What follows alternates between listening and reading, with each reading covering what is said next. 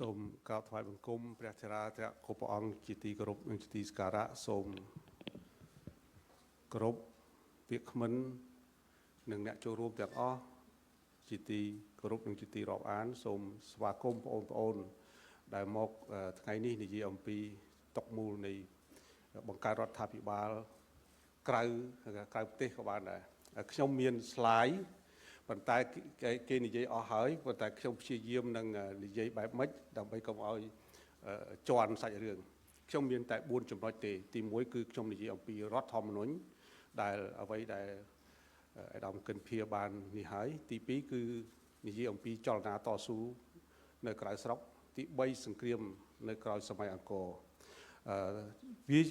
វាជាការពិតណាស់ស្អីដែលកើតមានឡើងខ្ញុំចង់បង្ហាញអំពីរដ្ឋធម្មនុញ្ញបន្តិចដើម្បីឲ្យយើងបានដឹងថាស្អីទៅដែលជាបញ្ហាព្រោះធម្មតាធម្មនុញ្ញគឺជាគេហៅថាប្រព័ន្ធច្បាប់ដ៏រឹងមាំធំបំផុតសម្រាប់ទ្រទ្រង់នៃប្រទេសជាតិនីមួយៗអញ្ចឹងយើងមើលនៅក្នុងមាត្រា1គេសង្កេតថាប្រទេសកម្ពុជាណាជាព្រះរាជាណាចក្រដែលមានព្រះមហាក្សត្រប្រតិបត្តិតាមរដ្ឋធម្មនុញ្ញនិងតាមលទ្ធិប្រជាធិបតេយ្យសេរីពហុបកព្រះរាជាណាចក្រកម្ពុជាឯករាជ្យអធិបតេយ្យនិងសន្តិភាពអព្យាក្រឹតនិងអចិន្ត្រៃយ៍មិនចូលបកសម្ព័ន្ធនៅកន្លែងនេះមានអ្នកនយោបាយខ្លះច្រើនណាស់សូម្បីតែប្រជាជនខ្លះក៏អត់ដឹងដែរប៉ុន្តែយើងខ្វះការផ្សព្វផ្សាយគាត់ថាមិនបកគោណាចេះតែសញ្ញេបកគោណានឹងទិញមកមិនយើងអត់យល់រដ្ឋធម្មនុញ្ញគេចែងហើយរាជានិយមអាស្រ័យរដ្ឋធម្មនុញ្ញអញ្ចឹងបើសភាអនុម័តហើយបកគោណាត្រូវតែសញ្ញេលោកត្រូវតែឡាយប្រហោះបើលោកអត់ឡាយប្រហោះមានតែ2ទេ1បេសកកម្ម2គឺលោកមានភាសាស្ដេចខ្ញុំអត់ចេះនិយាយមានជំងឺ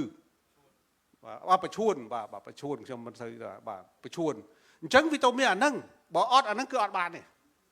វាខុសនឹងរដ្ឋធម្មនុញ្ញមិនមែនស្ដេចទិញមកមេបកគោណាទិញមកទេគឺលោកគោរពរដ្ឋធម្មនុញ្ញអាហ្នឹងខ្ញុំឲ្យយល់ពីរដ្ឋធម្មនុញ្ញបានយើងទៅជែកថាវាស្អីទៅទី2ណាទី2ខ្ញុំចង់និយាយអំពីមាត្រា51យើងនិយាយហើយព្រះរាជាណាចក្រកម្ពុជាអនុវត្តនយោបាយប្រជាធិបតេយ្យសេរីពហុបកប្រជាពលរដ្ឋខ្មែរជាម្ចាស់វាសនានៃប្រទេសជាតិរបស់ខ្លួនអាហ្នឹងខ្ញុំគ្រាន់តែនិយាយយើងអានមើលចង់និយាយថាម៉េចអំណាចរបស់ប្រជាជនជាអ្នកចាត់ចែងជោគទៅវាសនាប៉ុន្តែនៅពេលដែលប្រជាជនផ្ដល់អំណាចឲ្យហើយត្រូវយកអំណាចមកអនុវត្តទៅតាមកិច្ចសន្យានិងគោលនយោបាយរបស់ខ្លួនដែលបានសន្យាម្ចាស់ឆ្នោតអញ្ចឹងបើអត់សន្យាតាមម្ចាស់ឆ្នោតទេ5ឆ្នាំគេទម្លាក់ហើយគេបោះទម្លាក់ហើយអាហ្នឹងគឺច្បាប់រដ្ឋធម្មនុញ្ញចែងណាខ្ញុំគ្រាន់តែជម្រាបជូនដើម្បីឲ្យយើងបាននេះហើយនៅក្នុងទាំងអស់នេះគឺបង្ហាញអំពីស្អីទៅដែលជាច្បាប់កម្ពុជារបស់ជាតិហើយយើងត្រូវតែរៀបចំបាទយើងត្រូវតែរៀបចំហើយខ្ញុំពេលក្រោយមកយើងឃើញថាមានបង្កើតចលនាតស៊ូមួយនៅក្រៅស្រុកអញ្ចឹងការបង្កើតក្រៅស្រុកវាខុសនឹងអីណានៅថ្ងៃទី8វិច្ឆិកាឆ្នាំ2024ហ្នឹងលោកសោមរង្ស៊ីបានប្រកាសចលនា9វិច្ឆិកា2024នៅម៉ោង9ណាសួរថាបង្កើតចឹងវាត្រូវទេវាខុសនឹងរដ្ឋធម្មនុញ្ញចឹងអ្នកណាអ្នកការពាររដ្ឋធម្មនុញ្ញអាចឆ្លើយបានក្នុងសាលនាយករដ្ឋមន្ត្រីអង្គនីតិប្រតិបត្តិអង្គនីតិបញ្ញត្តិគាត់នៅណាចឹងគាត់មានសិទ្ធិប្រើប្រាស់អំណាចរបស់ខ្លួនដើម្បីទប់ស្កាត់ចឹងស្អីទៅដែលជាការគ្រោះថ្នាក់ជាតិខ្មែរបង្ហូរឈាមតទៅទៀតណាចាំតគ្នាតទៅទៀតចឹងខ្ញុំបន្តទៀតបាទឥឡូវនេះអាដាមកិនភៀថា500ឆ្នាំបាទសង្គ្រាមមិនសម័យឧដុង្គទេណាក្រោយដួលរលំអង្គរវត្តខ្មែរត្រូវបានគេហិចហួររហូតដោយសារអីទី1គឺការដណ្ដើមគ្នាឯងហ្នឹងឯងខ្មែរអស្ចារ្យណាស់បង្កើតអង្គរវត្តខ្មែរអស្ចារ្យណាស់ដែលពង្រីកទឹកដីនៅក្នុងឥណ្ឌូចិនមកពីចន្លោះឥណ្ឌានិងចិនដែលគេនិយាយថាចិនហៅថាហ្វូណនខ្មែរថាអង្គរភ្នំគឺជាភាពអស្ចារ្យប៉ុន្តែខ្មែរខ្លាយទៅជាខ្ញុំកញ្ចះគេទៅជាជាតិថោកទាបនៅពេលដែលខ្មែរឆ្លោះគ្នាតើបន្តឆ្លោះគ្នាទៅទៀតទេបើមេរៀនទាំងអស់នឹងបានដឹងណា មេរៀនទាំងអស់ហ្នឹងបានដឹងឥឡូវយើងគិតមើលណាស្ដេចខំគ្នាជាមួយស្ដេចគ្នាឯងណាស្រីរាជាជាមួយសូរិយាពណ៌ណាឆ្នាំ1436ស្រីរាជាបានឡើងសោយរាជបន្តិចហែកគ្នាទៀតកាប់គ្នាចាក់គ្នាប្រវត្តិសាស្ត្រនឹងចេញសភៅនឹងចេញឃើញទេគឺហែកដល់ពេលហែកតិចខ្ញុំនឹងបង្ហាញថាហែកវាមានផលវិបាកអីទៀតបាទមកដល់ឆ្នាំ1512យើងឃើញណាការចាប់សង្គ្រាមព្រះអង្គច័ន្ទរាជាបានប្រហារជីវិតនៅឆ្នាំ1925ហេតុអីណាយើងសម្លាប់គ្នាទៅវាយថៃសៀមវាវាយយកអង្គរវត្តបានយើងបញ្ជូនទ័ពទៅវាយជួបស្រីស្រឡាញ់ប្រពន្ធមេទ័ពសៀមហ្នឹងឈ្មោះអ្នកស្រីសំងាំហើយបានកូនមកអាកូនហ្នឹងគេបញ្ចូលឈាមមកសម្រាប់កំទេចយើងក្រោយមកទៀតអង្គច័ន្ទរាជាសូរិយាពណ៌នៅថៃទុកកូនពីរនៅនោះបានមកឆ្លោះគ្នាកាប់ចាក់គ្នានៅស្រុកខ្មែរអាលីស្រុកសម័យលំវែកឧដុង្គនេះដែលខ្មែរយើងឲ្យឃើញទាំងអស់ហ្នឹងថាពេលដែលយើងហែកគ្នាវាស្អីដែលភាពអាម៉ាស់គឺប្រវត្តិសាស្ត្រត្រូវអានទៅអាភ័ព្វដែលយើងរាជរដ្ឋសភានឹងចេញឆ្នាំក្រោយហើយនឹងរៀបចំក្រោយពីចប់មួយវគ្គយើងទៅធ្វើសិក្ខាសាលាមួយដើម្បីឲ្យការរិះគន់ពីមហាជនហើយដូចយើងសម័យអាណានិគមបារាំងហ្នឹងយើងឲ្យរិះគន់ហើយយើងនឹងចេញហើយយើងនឹងចេញបាទអញ្ចឹងយើងឃើញមើលបដិវត្តបណ្ណៈណាល្បិចបំបែកបំបាក់រាជវង្សការស្លាប់រាប់សែនអ្នកធ្វើឲ្យអីបែកបាក់កម្លាំងដោយសារអីឃើញដោយសារអីយើងឃើញទាំងអស់គ្នាឃើញបាទទាំងអស់នេះខ្ញុំមិនបកស្រាយទេឲ្យយើងបានឃើញទាំងអស់គ្នាណាយើងឃើញហើយនេះណាជ័យចេថាគាត់ពឹងចុះពឹងឡើងគាត់ធ្វើម៉េចទៅគេឲ្យស្រីមួយបបដាក់ក្រឹបបានកូនមកបន្តគ្នាខំគ្នាឃើញទេស្ដេចខ្មែរយើងមានខ្មែរសតឯណាទៀតណាស្លាប់ហែកកាប់ចាក់គ្នាពេលណាដែលខ្មែរខ្សោយខ្មែរទៅពឹងអាណាមខ្មែរទៅពឹងសៀមពឹងចុះពឹងឡើង21ខេត្តបាត់ពឹងចុះពឹងឡើង9 10ខេត្តបាត់មេរៀនទាំងអស់នេះខ្មែរត្រូវដឹងថាដោយសារខ្មែរចំនួនផ្ទៃក្នុងដោយសារខ្មែរកាប់ចាក់គ្នាដើម្បីតែអំណាចតើពេលណាខ្មែររៀបចំខ្លួនដើម្បីធ្វើជាម្ចាស់ទឹកដីជោគទៅវាសនាដើម្បីម្ចាស់វាសនាបាទខ្ញុំមើលក្នុងរដ្ឋធម្មនុញ្ញគេចែងឲ្យថាប្រជាជនជាម្ចាស់ឆ្នោតជាម្ចាស់អំណាចអញ្ចឹងវាល្មមពេលដែលអ្នកឯងមើលប្រវត្តិសាស្ត្រហើយថាខ្មែរបែកបាក់គ្នាខ្មែរបាត់បង់អីបាត់បង់ទឹកដីវាយខ្សោយទៅពឹងគេដឹងខ្សោយគេខោក្បាលបាទខោក្បាលអញ្ចឹងយើងឃើញទាំងអស់ហ្នឹងដែលវាជារឿងសោកនាដកម្មដែលធ្វើឲ្យយើងលំបាកនេះយើងមើលទាំងអស់គ្នាវាជាការសោកសង្រេងមួយដែលយុវជនត្រូវចងចាំត្រូវអានត្រូវឲ្យមើលយល់ទស្សនវិជ្ជាទាំងអស់នេះអត់មានបោកប្រាស់ទេព្រោះសភៅមាន4ប្រភេទរុស្ស៊ីក៏សរសេរបារាំងក៏សរសេរហូឡង់ក៏សរសេរខ្មែរយើងក៏សរសេរប្រហែលខ្មែរយើងសរសេរខ្លីៗពីព្រោះវាពិបាកសម័យសង្គមស្ដេចទៅគោរពស្ដេចបើមិនចឹងទេបាត់ឥឡូវហ្នឹងសម័យហ្នឹងប៉ុន្តែដល់ពេលរាជបណ្ឌិតសភាគឺសរសេរលក្ខណៈដើម្បីឲ្យកុំខ្មែរយល់កុំឲ្យជន់ប្រវត្តិសាស្ត្រស្រោមដែលឃើញដដែលដែលយើងគិតមិនបានបាទគេចាក់ចូលគ្រប់សរសៃឈាមទាំងអស់គេចាក់តាមអីតាមស្ត្រីបង្កើតកូនបង្កើតចៅគេបញ្ចូលមកបង្កើតចូនបង្កើតចៅមកគេសុំកន្លែងហាត់កងទ័ពដេញគេអត់បានព្រោះគេដឹងថាពេលណាខ្មែរខ្លាំងពេលណាខ្មែរខ្សោយពេលណាខ្មែរដេកពេលណាខ្មែរស៊ីពេលណាខ្មែរផឹកគេដឹងទាំងអស់តែយើងដឹងគេហ៎អត់ដឹងមិនបានអត់ដឹងព្រោះយើងអត់មានឈាមយើងទៅនៅក្នុងគេផងគេបញ្ចូលឈាមមកយើងអស់ហើយហ្នឹងសៀមក៏មានប្រពន្ធស្ដេចអាណាមក៏មានប្រពន្ធស្ដេចchứ cái đấngទាំងអស់ដកទាំងហើមក៏គេដឹងដែរគេដាំបាយឲ្យជ្រះមិនឲ្យសោយឲ្យជ្រះ មិនត្រូវគោរព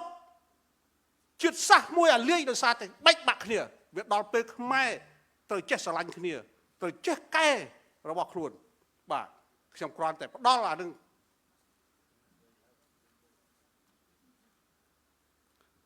បាទអញ្ចឹងយើងមើលទស្សនវិជ្ជាទាំងអស់ហ្នឹងយើងឃើញអញ្ចឹង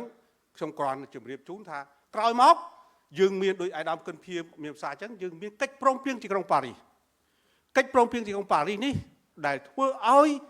យើងយករដ្ឋធម្មនុញ្ញជាកំពូលខ្ញុំជំរាបជូនណាខ្មែរឈប់ច្បាំងគ្នានៅពេលដែលបារាំងមកទេ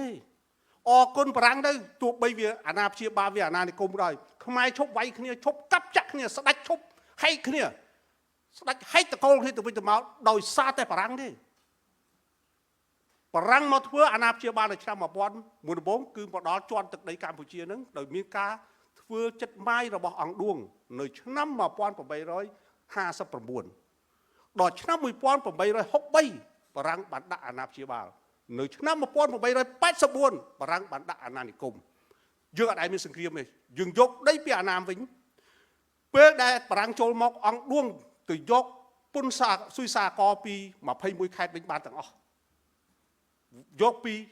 ចុងក្រោយមកពេលដែលបារាំងធ្វើដំណើរតាមបឹងទន្លេសាបបានបារាំងនឹកឃើញនៅគេហៅថាក្របពេជ្ររបស់ខ្មែរនៅបឹងទន្លេសាបនៅអង្គរវត្តចុងហើយបានមានសន្ធិសញ្ញាមួយនៅឆ្នាំ1907ណាទៅលើកិច្ចការព្រំដែនទាំងអស់នេះហ្នឹងយើងគិតឃើញកន្លែងហ្នឹងអញ្ចឹងយើងសួរថាតើយើងឆ្លោះគ្នាយើងបានស្អីមកវិញខ្ញុំចំណុចនេះខ្ញុំមាន3ចំណុចទី1គឺប្រភេទនៃសង្គ្រាមទី2ក្តីសង្ឃឹមរបស់អ្នកជិតខាងទី3គឺមលុបសន្តិភាពសង្គ្រាមធ្វើឲ្យវិនាសព្រាត់ប្រាសគ្រួសារមិនបានព្រាត់ប្រាសគ្រួសារ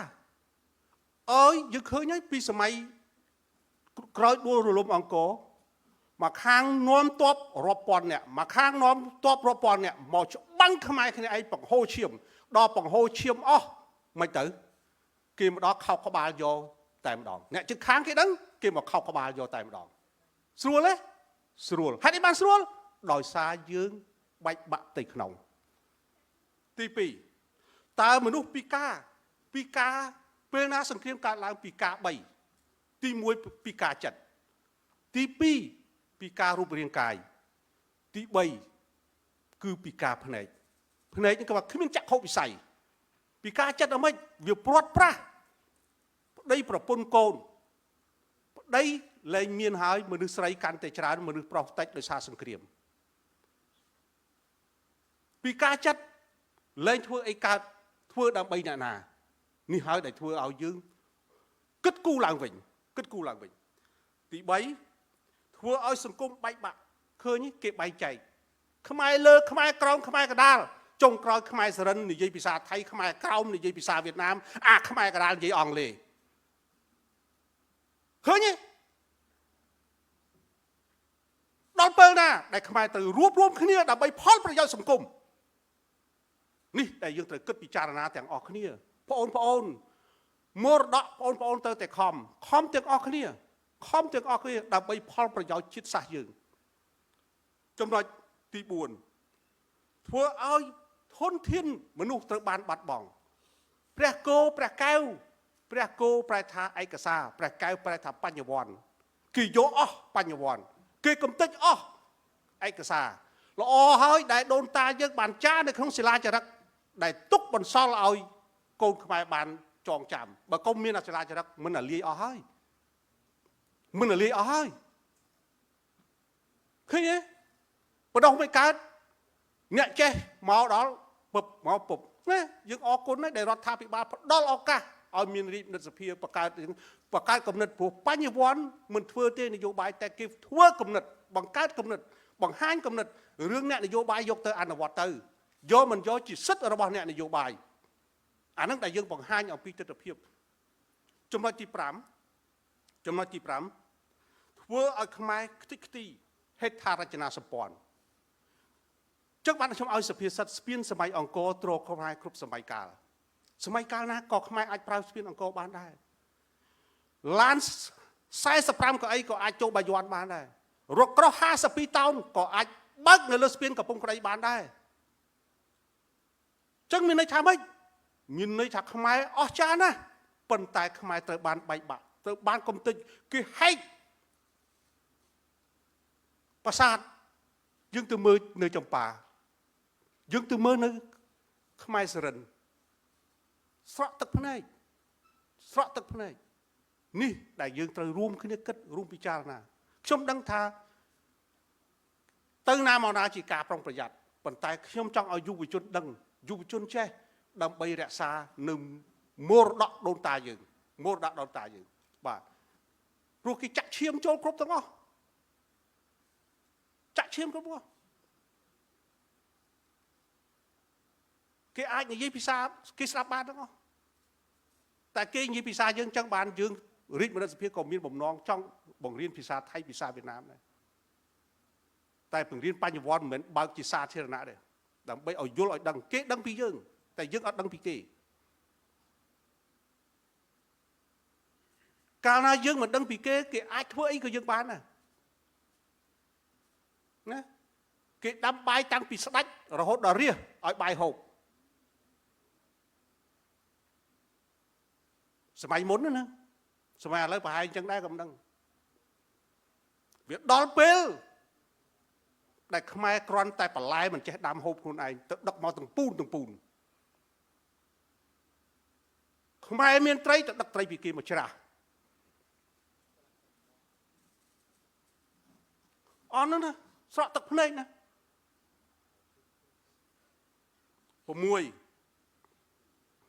ធ្វើឲ្យធនធានរលាយដោយសារអីគេអត់មានគិតទេ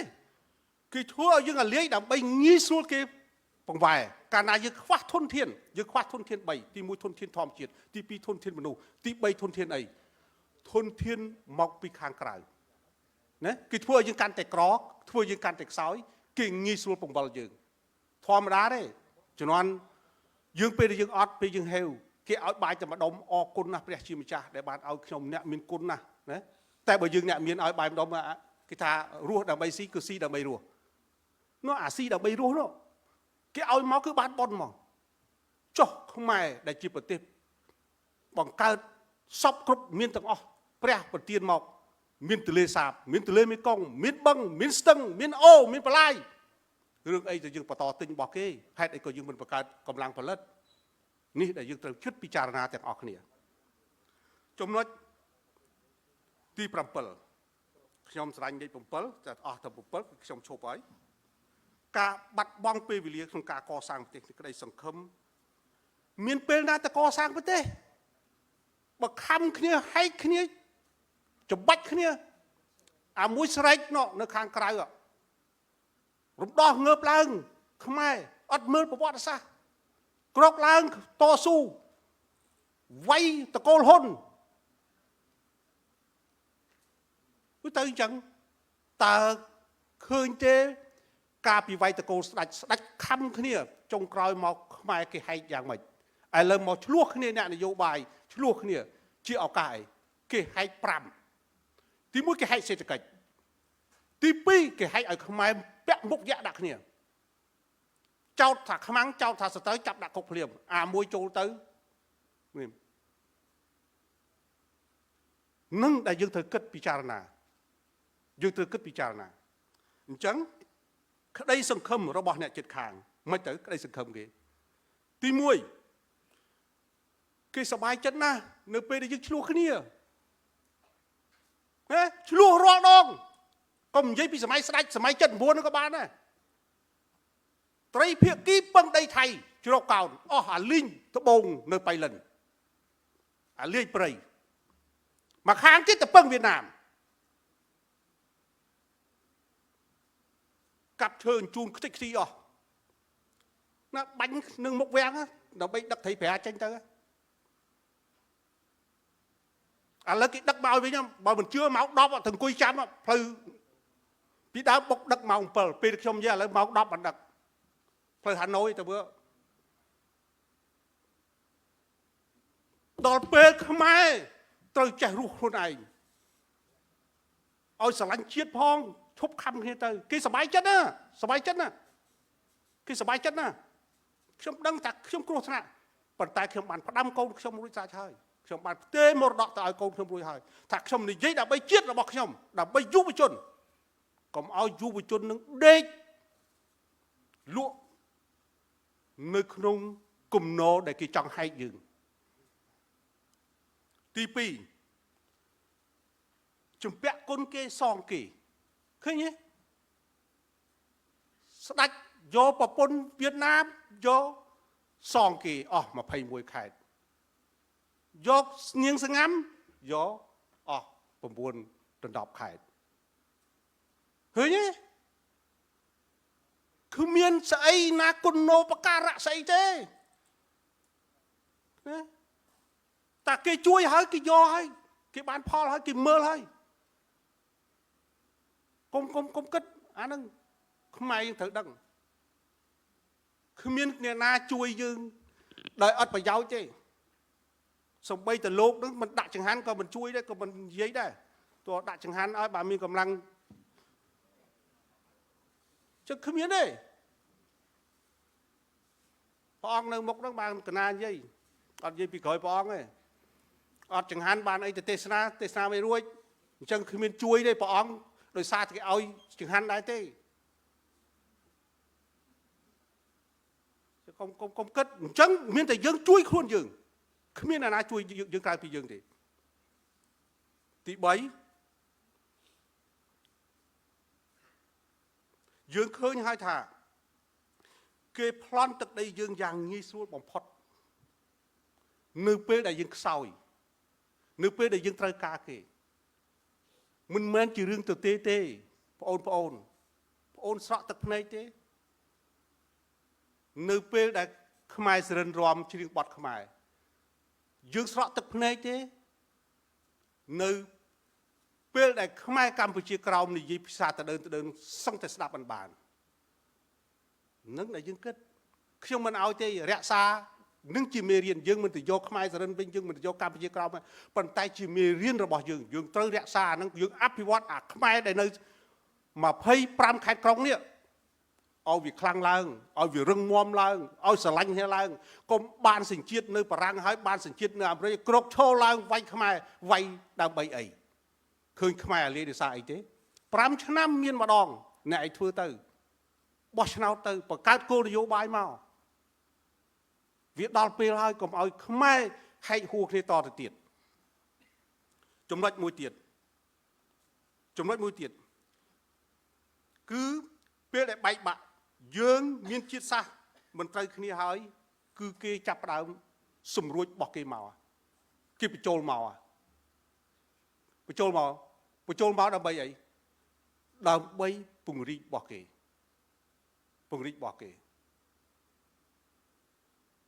អានោះវាជាទម្លាប់ប្រទេសណាដូចប្រទេសណាអញ្ចឹងដូចពួកស្បែកក្រហមអញ្ចឹងស្បែកក្រហមខ្ញុំប្រាប់ពោតក្រហមឬក៏ពោតគេហៅថាពោតបារាំងពោតអីយកពីពួកស្បែកក្រហមមកទាំងអស់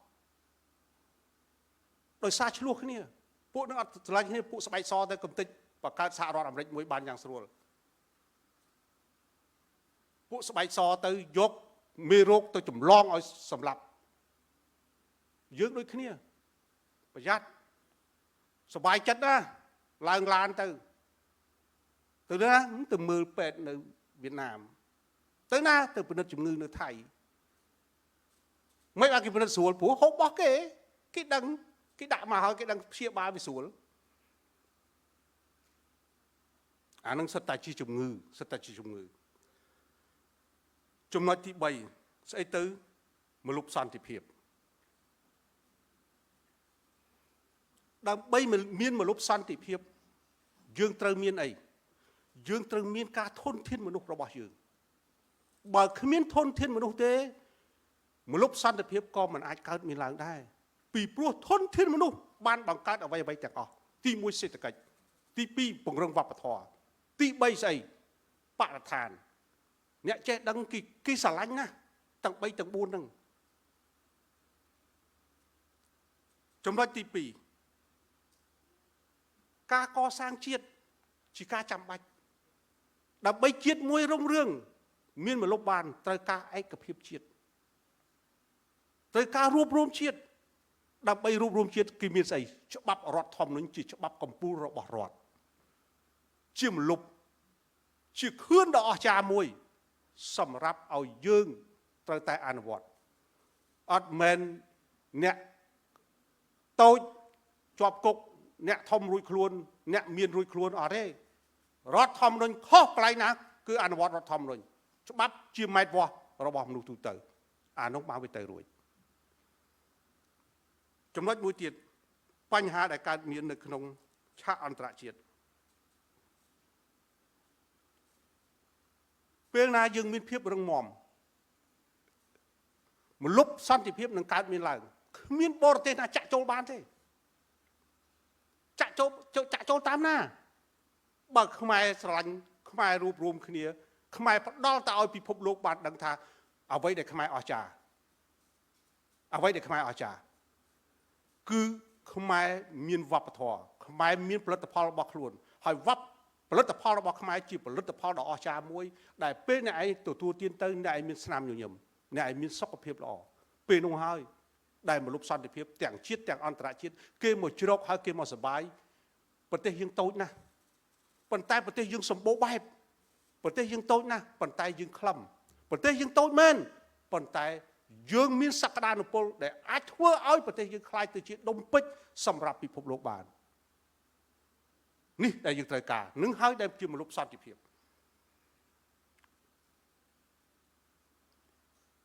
ចំណុចទី5មលុបសន្តិភាពគឺបង្កើតមិត្តឲ្យបានច្រើនអត់មានមិត្តតែមួយទេ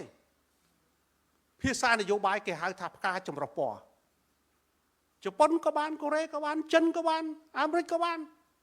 ឲ្យតែឆ្លើយតបទៅនឹងច្បាប់អន្តរជាតិអញ្ចឹងវាជាមលុបនៃសន្តិភាពគេយកមកគេមកលេងគេមកអីយើងអត់មាននានាការពួកប្រទេសរបស់យើងមិនចូលបកសម្ព័ន្ធយើង NATO ក៏យើងមិនចូលសេអាតូក៏យើងមិនចូលវ៉ាសាវីក៏យើងមិនចូលអព្យាក្រឹតមិនចូលបកសម្ព័ន្ធអញ្ចឹងមិនចូលបកសម្ព័ន្ធនេះវាជាមលុបសន្តិភាពរបស់ខ្មែរយើងប្រើប្រាស់នយោបាយការបរទេសនយោបាយការចម្រុះពណ៌អត់មានតែការឈុករត់អីមួយទេកាយក៏បានដែរឲ្យតែមានផលប្រយោជន៍គ្នាទៅវិញទៅមកដែលមិនប៉ះពាល់នៅគេហៅថាអព្យាក្រឹតរបស់យើងចំណុចមួយទៀតពេលវេលាសម្រាប់អ្នកនយោបាយអាចដើរចេញទៅបង្ហាញបាននៅពេលដែលយើងមានឯកភាពហើយសន្តិភាពវានឹងរីកដុះដាលនៅពេលដែលយើងគេទទួលស្គាល់យើងច្បាស់អ្នកវិនិយោគគេដឹងគេស្គាល់ពីតម្លៃរបស់យើងគេមកបង្កើតកន្លែងយើងពេលដែលយើងមានធនធានពេលគេចង់ធ្វើអីយើងមានធនធានឆ្លើយតបទៅគេបោះតលុយមកយើងអាចធ្វើទៅបាននឹងគឺជាការល្អដូច្នេះយើងអាចសន្និដ្ឋានបានថាដោយសារពេលវេលាយើងអាចសន្និដ្ឋានបានថាយើងត្រូវតែយកច្បាប់ធម្មនុញ្ញជាច្បាប់កម្ពុជាហើយបើអ្នកណាហ៊ានរំលោភរដ្ឋាភិបាលត្រូវមានសិទ្ធិប្រើកម្លាំងគ្រប់បែបយ៉ាងដើម្បីការពាររដ្ឋធម្មនុញ្ញ5ឆ្នាំអ្នកឯងមានសិទ្ធិបោះឆ្នោតម្ដងយើងប្រកាន់នៅពហុបកអញ្ចឹងទេការប្រើប្រាស់កម្លាំងសម្រាប់ការពារនៅរដ្ឋធម្មនុញ្ញវាជាកាតព្វកិច្ចរបស់រដ្ឋាភិបាលដែលត្រូវប្រជាជនបោះឆ្នោតឲ្យបើសិនជាអ្នកមិនការពារទេចុះចេញទៅរំលាយទៅពីព្រោះដោយសារតែយើងគ្មានច្បាប់រដ្ឋធម្មនុញ្ញយើងមានតែ2ដងគត់47 93 47នេះយើងរៀបចំដើម្បីក្រោយពីបារាំងចេញពីយើងទៅឆ្នាំ1993ដោយសារយើងចាប់ផ្ដើមអីបង្កើតរដ្ឋរាជាណាចក្រទី2គ្មានច្បាប់ប្រទេសមិនអាចគ្រប់គ្រងបានទេដូច្នេះច្បាប់រដ្ឋធម្មនុញ្ញគឺជាច្បាប់កម្ពុជាហើយការការពារវាជាអំណាចរបស់រដ្ឋាភិបាលមិនមែនជាអំណាចបុគ្គលណាម្នាក់ទេដូច្នេះយើងសង្ឃឹមនឹងជឿជាក់ថាអ្នកកុំបង្កើតអ្នកនៅស្រុកគេអ្នកមានប៉ាសពត 2-3 អ្នកឯងហោះហើរបានចុះប្រជាជនសាមញ្ញដែលក៏អត់មានប៉ាសពត 2-3 តើប្រពន្ធគាត់ស្រក់ទឹកភ្នែកវាមិនកូនរបស់គាត់កំពុងតែរៀនអ្នកណាដែលបងលុយឲ្យបើសិនជាមានហេតុការណ៍កើតឡើងហើយដល់ពេលសង្គមមួយដែលបែកបាក់ហើយគ្រួសារដែលគ្មានសមត្ថភាពប្រទេសជាតិក៏bịដូចគ្នាដែរគឺមានម្នាក់ពីរនាក់នឹងមិនមែនសោមនឹងស៊ីក៏មិនមែនហ៊ុនសែនក៏មិនមែនណាប្រទេសឲ្យរីកចម្រើនដែរយើងទាំងអស់គ្នាដែលធ្វើឲ្យប្រទេសជាតិរីកចម្រើនធនធានមនុស្សទាំងអស់គ្នាដែលធ្វើឲ្យប្រទេសជាតិដ៏អស្ចារ្យដូច្នេះនាយករដ្ឋមន្ត្រីសម្ដេចធិបតីត្រូវតែការពាររដ្ឋធម្មនុញ្ញរក្សារដ្ឋធម្មនុញ្ញដើម្បីផលប្រយោជន៍ប្រទេសជាតិនិងសង្គមសូមអរគុណ863ទៅលើ5ចំណុចតែខ្ញុំបាននិយាយគឺ5ចំណុចពេលនោះបារាំងដាក់អាណាព្យាបាលគឺជនបរទេសទាំងឡាយណាចូលទឹកដីកម្ពុជាត្រូវតែសុំការអនុញ្ញាតអំពីបារាំងទី2ការខុសឆ្គងរបស់បារាំងមិនត្រូវបានកាត់ទោសនៅលើទឹកដីកម្ពុជានៅពេលដែលបារាំងទារពន្ធក្រោយពីឆ្នាំ1884បារាំងបានទារពន្ធខ្លាំងណាស់នៅលើទឹកដីកម្ពុជាពេលនោះខ្មែរបានបង្កើតសភាសិទ្ធមួយថាចុះទឹកកពើឡើងលើខ្លាចូលព្រៃបលាចេញផ្សារប៉ូលីសមានន័យថាម៉េចពន្ធធ្ងន់ពេកខ្មែរអត់មានបានស្រីគាត់ទៅត្បាញកបាសនៅលើផ្ទះហើយអត់បានហាលហើយខោអាវអីចឹងព្រោះទារពន្ធទាំងអស់នៅលើចកេះសពុតពោពេញទៅដោយចៃណាយើងមើលទៅពីប្រវត្តិហ្នឹងយើងឃើញហើយបាទដែលធ្វើឲ្យខ្មែរត្រូវចងចាំខ្មែរត្រូវដឹងចំណុចមួយទៀតរាល់ការបង់ពន្ធត្រូវតែប្រទេសបារាំងជាអ្នកចាត់ចែងនៅក្នុងឆ្នាំ1863ហ្នឹងបរទេសឆ្លងកាត់នៅលើទឹកដីកម្ពុជាត្រូវបង់ពន្ធឲ្យបារាំងទាំងអស់នេះហើយដែលធ្វើឲ្យយើងត្រូវចងចាំទាំងអស់គ្នាក្រោយមកទៀតពេលដែលគេដឹងច្បាស់ណាស់ថាស្ដេចយើងតែខ្ញុំសូមអភ័យទោសដោយថារដ្ឋធម្មនុញ្ញចែងធម្មតានិយាយស្ដេចប៉ុន្តែប្រវត្តិសាស្ត្រវាបានបង្ហាញពេលនោះស្ដេចប្រើគ្រឿងញៀនស្រីដែលធ្វើឲ្យបារាំងមិនអាចទប់បាននេះគឺជាភាពផ្អែមល្ហែមរបស់បារាំងជួយកម្ពុជាចឹងបានបារាំងធាក់ទ្វារវាំងនៅម៉ោង10យប់ទាញរដំចុះបាតកប៉ាល់ឲ្យចុះហត្ថលេខាដើម្បីត្រួតទឹកដីកម្ពុជាពេលនោះ8ចំណុចដែលខ្ញុំបានកត់នៅក្នុងទីនេះហើយបានខ្ញុំអានតាំងពីខ្ញុំព្រោះនៅប្រទេសរុស្ស៊ីកាលណាអ្នករៀននយោបាយបើមិនចេះប្រវត្តិសាស្ត្រมันអាចវិភាគនយោបាយបានទេអញ្ចឹងខ្ញុំតែងតែសិក្សាម្ដងហើយម្ដងទៀតទៅលើកិច្ចការអស់ទាំងហ្នឹងអញ្ចឹងយើងឃើញមើលរាល់ការតែងតាំងទៅឆ្លងកាត់បារាំងស្ដេចមានប្រាក់ខែលែងយកស៊ូសាកមកឲ្យបងបារាំងទៀតហើយទោះបីដូចអាយដាមជនជាតិថាវាអំណាចផ្ដាច់ការជាការពិតបារាំងក៏ផ្ដាច់ការដែរប្រទេសដែលផ្ដួលរំលំរបបផ្ដាច់ការមុនគេគឺអង់គ្លេសនៅសតវត្សទី18ឯប្រទេសរុស្ស៊ីទើបផ្ដួលរំលំស្ដេចសារនៅឆ្នាំ1904ទេហើយក៏មានបដិវត្តន៍មួយកើតឡើងកន្លែងនេះខ្ញុំគាត់ជម្រាបជូនអញ្ចឹងអំណាចផ្ដាច់ការគឺអំណាចប្រមូលផ្ដុំនៅលើរាជវាំងតែមួយកាលណាអំណាចប្រធានាធិបតីវាបែងចែកចេញជា3បោះឆ្នោតជ្រើសរើសប្រធានាធិបតីមិនមែនបោះឆ្នោតជ្រើសរើសតំណាងរាស្ត្រទេគឺបោះឆ្នោតរើសប្រធានាធិបតីរើសសភាព្រឹទ្ធសភាជាសវ័យប្រធានព្រឹទ្ធសភាជាអ្វីនឹងគេបែងចែកទៅតាមការដឹកនាំក្រោយមកកម្ពុជាក៏ត្រូវបានស្អីភាពផ្អែមល្ហែមរបស់បារាំងមួយទៀតគឺបង្កើតសាលាស៊ីសវត្តដែលឲ្យខ្មែរចេញពីសាលាវត្តមករៀនសាលាធម្មតាដែលមានថ្នាក់គេហៅថាថ្នាក់កម្មាឋានថ្នាក់អតិអញ្ចឹងគឺសម័យនោះគេហៅថាគឺលើកទី1ក្នុងប្រវត្តិសាស្ត្រខ្មែរពីដើមខ្មែររៀននៅក្នុងវត្តគឺជាអីចឹងបានថាវត្តមាន5សម័យនោះវត្តជាសាលារៀនវត្តជាមន្ទីរពេទ្យវត្តជាសួនច្បារវត្តជាអ្វីទៀតវត្តជាទីប្រជុំជនជាទីប្រជុំនិងវត្តជាអីកើតចាស់នឹងងាប់នៅលើវត្ត5ចំណុចនេះវត្តសម័យនោះដើរតួនាទីសំខាន់ស្អីទៅវត្តគឺជាសាលារៀនគឺបណ្ដុះបណ្ដាលទាំងវិជ្ជាជីវៈតាំងពីដំធ្វើផ្ទាល់ធ្វើអីគឺនៅក្នុងវត្តសាលារៀនអក្សរសាស្ត្រខ្មែរអីហ្នឹងគឺនៅក្នុងវត្តអ្វីទៅវត្តជាសួនច្បារគេដាំដើមឈើគេរៀបចំផ្កាចំអីនៅពេញវត្តហ្នឹងទាំងអស់ដើម្បីមុននឹងធ្វើទូកងគេកាប់ដើមកគីអញ្ចឹងកគីដាំនៅក្នុងវត្តអត់មាន អត់មានធ្វើប្រេះប្រាស់បានទេក៏វត្តជាមន្ទីរពេទ្យគឺអប់រំផ្លូវចិត្តអប់រំនៃប្រវត្តិសាស្ត្រឲ្យខ្មែរយល់ឲ្យខ្មែរដឹងទី4វត្តជាអ្វីវត្តជាទីប្រជុំជនហេតុអីគេធ្វើសាលាឆោទៀនព្រោះដើម្បីប្រជុំគ្នាទៅធ្វើអីសម្រាប់សង្គមសម្រាប់សាលារៀនសម្រាប់នៅក្នុងភូមិឋានរបស់គេវត្តជាទីបញ្ចប់របស់មនុស្សគេប្រចាក់គេធ្វើចេតិយកើតក៏រលោកការក៏រលោកងាប់ក៏រលោកណាចឹងនិមន្តលោកមកអានឹងហើយដែលដើរតួនាទីចឹងខ្ញុំគ្រាន់ជម្រាបជូននៅក្នុងអ្វីដែលកើតមានក្នុងបរិបទនៅក្នុងប្រវត្តិសាស្ត្រខ្មែរស្អីដែលភាពជូរចត់របស់បារាំងមកធ្វើនៅកម្ពុជានេះជាផ្អែមល្ហែមរបស់បារាំងបើសិនជាបារាំងមិនមកពេលនោះទេអាណាមហើយនឹងថៃហែកកម្ពុជាជាពីរដោយយកទន្លេមេគង្គធ្វើជាព្រំដែននៃប្រទេសនៃពីរទាំងអស់ហ្នឹងអញ្ចឹងគុណូបការៈរបស់បារាំងជាការល្អហើយដែលបារាំងមកធ្វើជាដៃគូទេប៉ុន្តែភាពទន់ខ្សោយរបស់ដឹកនាំនៃប្រវត្តិសាស្ត្ររបស់ស្ដេចខ្មែរពេលនោះបារាំងត្រូវតែឈានទៅអាណានិគមនៅឆ្នាំ1884នេះតែម្ដងបាទទោះអ្នកនិយាយថាមិនជារឿងរបស់អ្នកប៉ុន្តែការពិតវាត្រូវតែទទួលយកបើសិនជាគាត់មិនមែនជាអាណានិគមរឿងអីតែងតាំងចវាយខេត្តចវាយអីវាត្រូវការឆ្លងកាត់បារាំង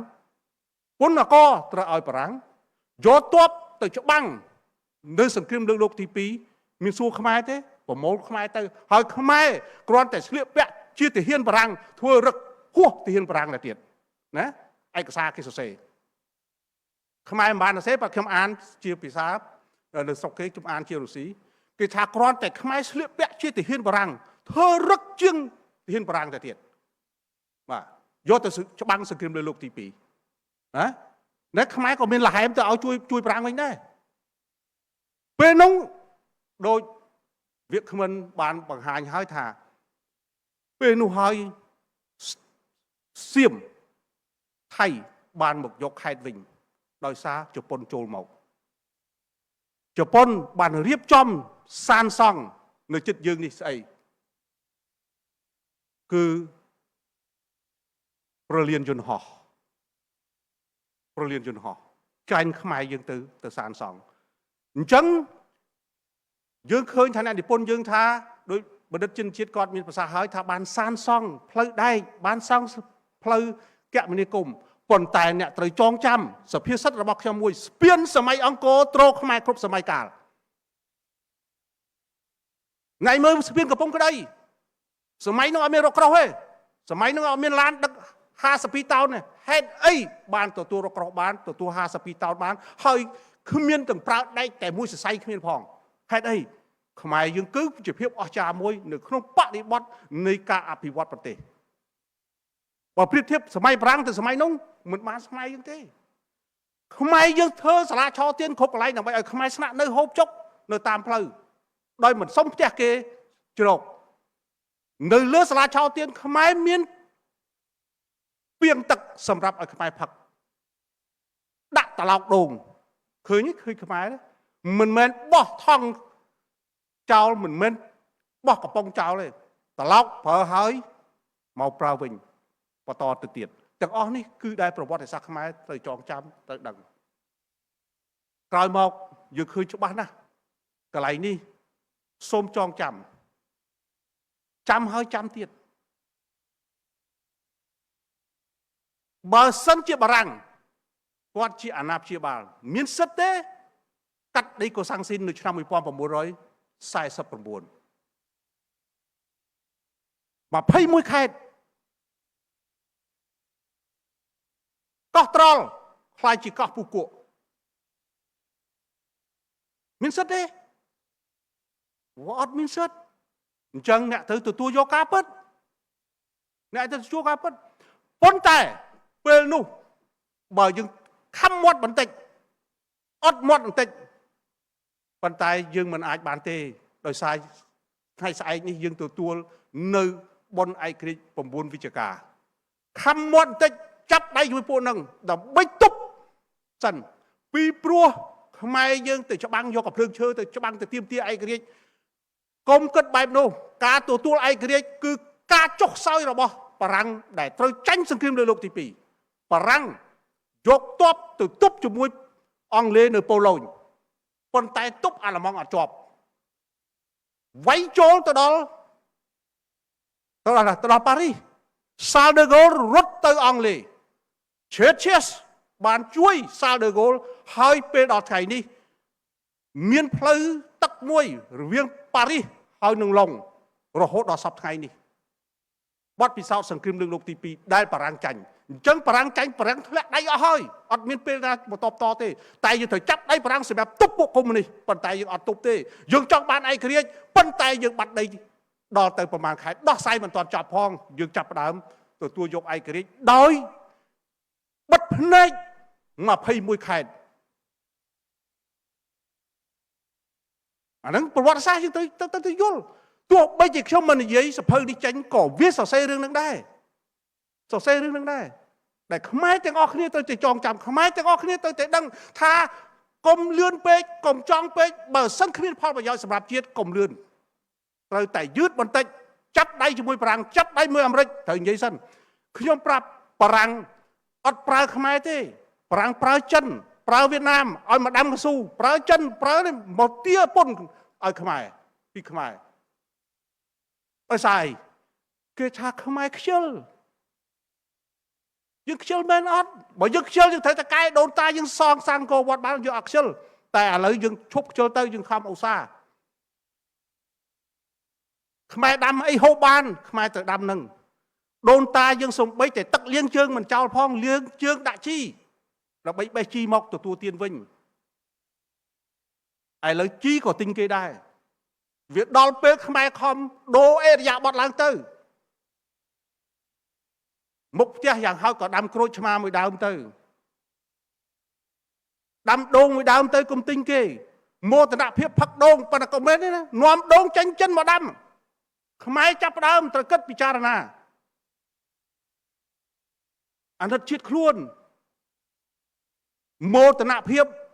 លើកដូងគេបើដូងក៏អូបមកពីថៃមកពីវៀតណាមខ្មែរទឹមដាំទេហើយដាំនឹងមិនរបស់ខ្មែរទៀតដាំនៅលើដីខ្មែរដល់ពេលខ្មែរត្រូវខំហើយនិយាយចឹងមែនទេណាខ្ញុំធ្វើអ្វីៗដើម្បីបុព្វហេតុជាតិនេះច្រើនណាស់ដើម្បីផលប្រយោជន៍យុវជនត្រូវអានប្រវត្តិសាស្ត្រកុំឲ្យជន់ដដែលហើយដដែលទៀតណាអញ្ចឹង9វិច្ឆិកាយើងបានទទួលឯករាជ្យប៉ុន្តែបារាំងអត់មានទាន់ដកទេបារាំងដកនៅឆ្នាំ1954ទើបបារាំងចេញប៉ុន្តែការមិនចេញនោះពេលនោះ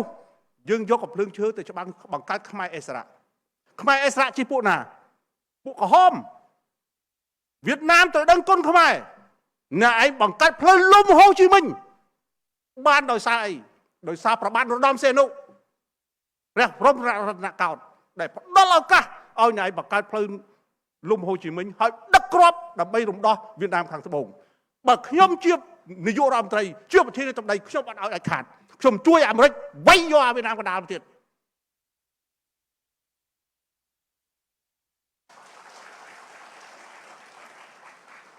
អញ្ចឹងវៀតណាមត្រូវដឹងគុណអ្នកឯងបង្រួមពីវៀតណាមកណ្ដាលមកវៀតណាមខាងត្បូងដោយគុណូបការៈប្របាទនរោត្តមសីហនុតែផ្ដល់ឲ្យផ្លូវលំហូជីមិញឯងហើយផ្លូវលំហូជីមិញហ្នឹងគឺខ្ញុំបានដើរជាមួយឯកឧត្តមយ៉ងពៅឯកឧត្តមគីស្រីវត្តឯកឧត្តមគិនភាព្រំដែន1270គីឡូម៉ែត្រយើងដើរទាំងអស់គ្មានកន្លែងណាមួយដែលយើងមិនបានដើរទេហេតុអីបានយើងដើរព្រោះកុំឲ្យជន់ប្រវត្តិសាស្ត្រដោយសារខ្មែរខ្ជិលមិនទៅយកពុននៅកោះត្រល់ធ្វើឲ្យបារាំងកត់កោះត្រល់ទៅឲ្យជាខេត្តកោះពូកួរបែបនឹងហើយដែលធ្វើឲ្យខ្ញុំដើរឡើងភ្នំគេដួលអស់ខ្ញុំអត់តាន់ដួលទេមិនខ្ញុំខ្លាំងទេតែដោយសារទឹកចិត្តអានប្រវត្តិសាស្ត្រខ្ញុំចងចាំវីដេអូនឹងឃើញទាំងអស់កន្លែងគេមិនទៅគឺខ្ញុំទៅរហូតដល់គេថាធ្វើដល់ប្រធានស្ថាប័នមួយឲ្យធ្វើរឹកអន់មិនរឹកអន់ទេប្រវត្តិសាស្ត្រវាដុតខ្ញុំ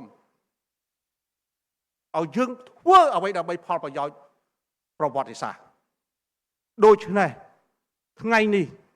ខ្ញុំសូមអរគុណ វាគ្មិនដែលបានបំពេញនឹងភាពខ្វះខាតរបស់អ្នកសិក្សាស្រាវជ្រាវតាមពិតយើងបានបញ្ចប់ពីសម័យអាណានិគមបារាំងរហូតដល់សម័យសាធារណរដ្ឋប្រជាមានិតកម្ពុជាប្រជាធិបតេយ្យសំទោសកម្ពុជាសាធារណរដ្ឋប្រជាមានិតកម្ពុជាយើងមិនសរសេរទេដោយសារតែក្នុងប្រវត្តិសាស្ត្រវាហាក់ដូចថ្មីពេកអញ្ចឹងយើងមកសេត្រឹមតែកម្ពុជាប្រជាធិបតេយ្យយើងបានសរសេរចប់ 100% ហើយពីសម័យអង្គរមកដល់សម័យលង្វែកយើងនៅសល់តែ 10% ទេសម័យអង្គរយើងបាន 70% ហើយសម័យក្រោយអង្គរយើងខ្ញុំកំពុងតែសម្អាតជាមួយនឹងអ្នកជំនាញហើយបរិយាប្រវត្តិយើងនៅខ្វះយើងបានតែ 50% ទេហេតុអីបានយើងធ្វើពីព្រោះឲ្យកូនខ្មែរយល់ដឹងឮស្គាល់អំពីតម្លៃប្រវត្តិសាស្ត្របើអ្នកមិនស្គាល់ប្រវត្តិសាស្ត្រទេអ្នកនឹងដដែលហើយដដែលទៀតអ្នកនឹងជួបនឹងបញ្ហាអ្វីដែលកើតមានឡើងហើយខ្ញុំជឿជាក់សង្ឃឹមថាបងប្អូនអរគុណដែលបងប្អូនចូលរួមស្ដាប់ហើយកុំភ្លេចថាយើងទៅពេលថ្ងៃមុខទោះបីជាគ្មានថវិកាខ្ញុំនឹងព្យាយាមរកថវិកាបោះពុំហើយក្រោយពីបោះពុំបើមិននេះទេសម័យនេះគឺសម័យទំនើបសម័យ AI យើងអាចអេបចូលទៅក្នុងអាចមើលបានដោយវចនានុក្រមដែលរាជមន្ត្រីសភាបានបង្កើតនេះយើងអាចអេប download យកមកប្រើប្រាស់បានអញ្ចឹងទៅមុខក៏យើងអាចប្រើប្រាស់នៅប្រវត្តិសាស្ត្ររបស់យើងដែរដោយខ្មែរកាន់តែអានកាន់តែច្រើនកាន់តែច្បាស់កាន់តែដឹងគឺជួយផលប្រយោជន៍ដល់សង្គមអញ្ចឹង9វិច្ឆិកានៅថ្ងៃស្អែកនេះគឺជាថ្ងៃជោគជ័យអ្នកទទួលឯករាជ្យប៉ុន្តែឯករាជ្យពេលនោះមិនទាន់បានចប់ទេបារាំងមិនទាន់ដកទេបារាំងនៅកាន់3ដដែលកិច្ចការបរទេសកងទ័ពបារាំងនៅកាន់ទេ54ទើបបារាំងចេញប៉ុន្តែវាបង្ហាញអំពីនៃជ័យជំនះដ៏អស្ចារ្យមួយដែលយើងទទួលចេញពីអាណានិគមបារាំងទោះបីជាចេញពីអាណាព្យាបាលឬពីអាណានិគមសិតតែយើងបានស្ដាប់ទាំងអស់គ្នាឧទាហរណ៍ខ្ញុំគ្រាន់តែឧទាហរណ៍ទេខ្ញុំមានក្មួយម្នាក់ដែលគេផ្ញើមកឲ្យខ្ញុំរៀននៅភ្នំពេញខ្ញុំជាអាណាព្យាបាលក្មួយនឹងប៉ុន្តែខ្ញុំគ្មានសិទ្ធឲ្យក្មួយនឹងទៅយកប្រពន្ធគ្មានសិទ្ធឲ្យក្មួយនឹងកាត់ផ្ទះឲ្យទេចុះហេតុអីអាណាព្យាបាលមានសិទ្ធកាត់ដីឲ្យគេមានសិទ្ធកំណត់ព្រំដែនហេតុអីអញ្ចឹងមិនមែនអាណាព្យាបាលទេគឺអាណានិគមទោះបីតែឯងនិយាយបែបមិនក៏ដោយត្រូវតែទទួលយកការពិតត្រូវតែទទួលយកការពិតខ្ញុំដឹងប៉ះពាល់ជាមួយអ្នកប្រវត្តិសាស្ត្រប៉ុន្តែយើងត្រូវទទួលយកការពិតបើយើងនៅតែខ្លាចការពិតកូនចៅយើងនឹងដើរជន់ប្រវត្តិសាស្ត្រម្ដងហើយម្ដងទៀតម្ដងហើយម្ដងទៀតដូច្នេះដើម្បីកុំឲ្យជន់ប្រវត្តិសាស្ត្រត្រូវតែចងចាំទាំងអស់គ្នាហើយជាទីបញ្ចប់នេះខ្ញុំសូមថ្លែងអំណរអគុណយ៉ាងជ្រាលជ្រៅចំពោះវាគ្មិនជាតិនិងអន្តរជាតិដែលបានចែករំលែកចំណេះដឹងតាមគេហៅថាបទបង្ហាញរបស់ខ្លួនហើយយើងនឹងបំពេញទៅតាមសេចក្តីត្រូវការរបស់អ្នកប្រវត្តិសាស្ត្រដែលមានការឆក់ល្វែងដើម្បីឲ្យគ្រប់ទៅជាគេហៅថាលក្ខណៈមួយវិទ្យាសាស្ត្រហើយខ្ញុំសូមប្រសិទ្ធពរជូនពរសេចក្តីស្រឡាញ់ស្នាមញញឹមសុខភាពសូមអរគុណ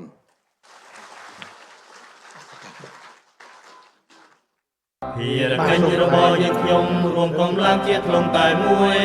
បណ្ដាអភិវឌ្ឍធនធានជាតិមកជាជំនួយស្ថាបនាជាតិអតំព្រួយមានតភូមិអង្គរងរឿងកងការបណ្ឌិតសាភាកម្ពុជាពេញព្រៀងមានមកណាភាពត្រង់ពិសា